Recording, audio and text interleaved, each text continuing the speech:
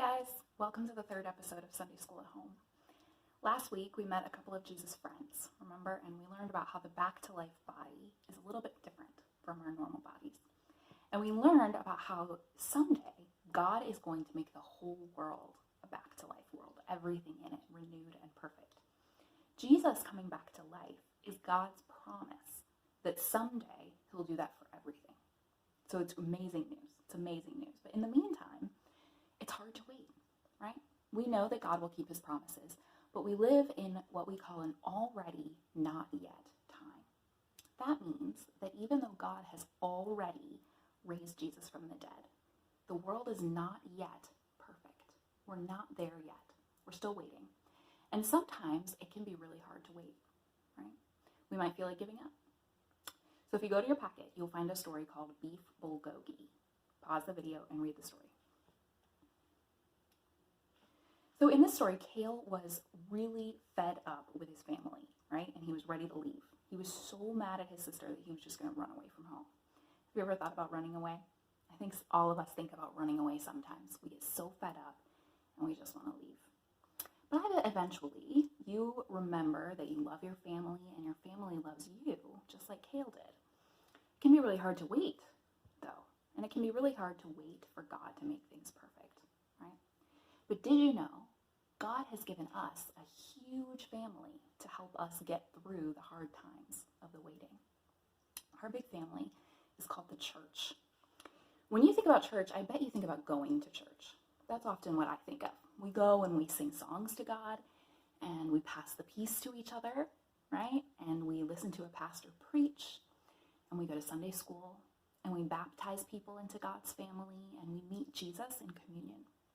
Those are all really important parts of church. But there's more to church. The church is bigger than just Westminster Presbyterian Church. There's all the churches in our city, right? There's all the Presbyterian churches in America.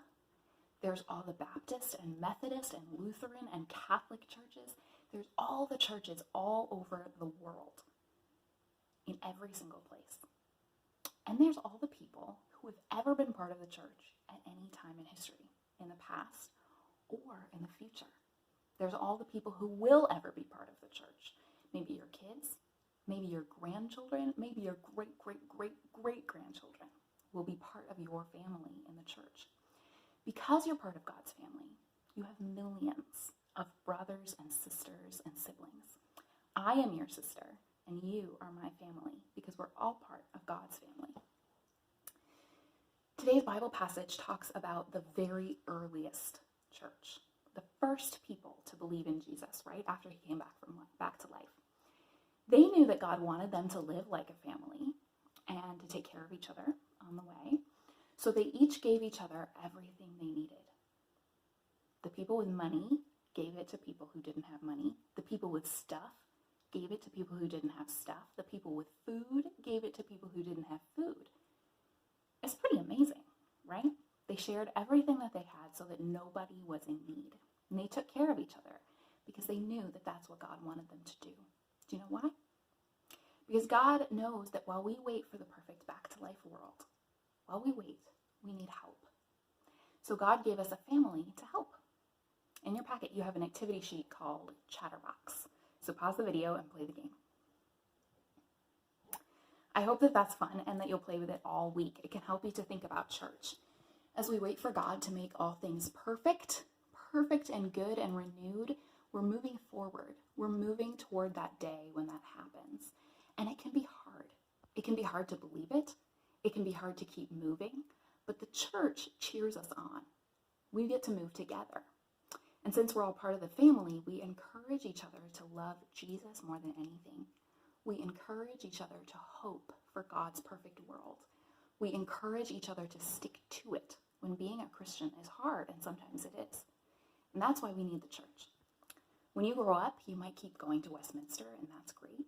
You might find a new church, and that's also great. But I hope that you always stay connected to your family at church because we help each other follow Jesus. And here's something else we do. We think about the future. We think about the perfect world that's coming, and we hope for it. And when we hope for it, we try to make our world a little bit more like that, a little bit more like the perfect world that's coming. Because we love God so much, we show that love to our neighbors, everybody in the world. So here's your assignment for this week. I want you to find a way to show love to somebody in your family. It might be somebody in your family in your house, or somebody in your church family, or somebody anywhere in the world who is your neighbor. You can give them something. You can do something nice for them. You can tell them that you love them. But figure out something to do. Peace be with you. I'll see you next week.